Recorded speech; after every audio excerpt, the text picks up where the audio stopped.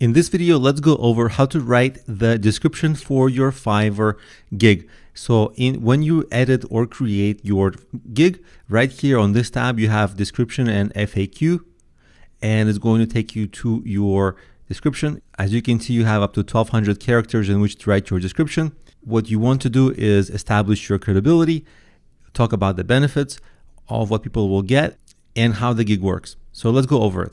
First, I establish credibility. My name is Alex Gnedinik. The reason I use that is because some people will type that into Google and they will research me and they'll be like, this is impressive, right? They'll research who is this guy, Alex Gnedinik, because I do have a very good online presence. And I also talk about that I'm an SEO expert with 10 plus years experience. So that builds a lot of credibility. Then I explain how the gig works. So I'll spend 15, 30 or 60 minutes with a person on Skype and have a one-on-one session where we brainstorm and I help them create an effective SEO strategy, which is really good.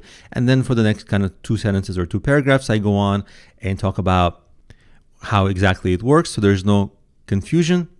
Then in the end, I finish it off with, together, we will examine your website and outline a search engine marketing strategy that will actually work to grow your business. That's the benefit. That's what they want at the end of the day.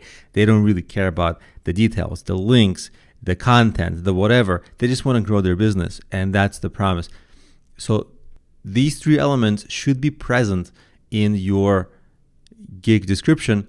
Of course, you see I have good use of white space. I break up the white space a lot so it's clear. And also the description is well written. If you struggle with grammar, you can have somebody help you proofread it. Or as you can see, I have Grammarly right here. Grammarly is a Chrome plugin, and I actually use Grammarly on my browser. It's a free download. It's a free browser extension that helps you with grammar. So if I make some mistake, it will actually let me know, and it will help you fix a lot of grammar issues. So immediately your writing will look more professional. Also, since you're already on this page, try to anticipate commonly asked questions, FAQ, and enter your commonly asked questions. It will appear on your Fiverr sales page, and if people have any doubts and you enter those doubts in the FAQ, they'll be a little more likely to buy. One thing I can do is add a call to action in the end. For example, it will look something like this. At the end, I might say, order my service today and let's grow your business. And maybe I'll make that bold. And that's pretty good. What I could also done is when I talked about the specific features, I could have done it like this.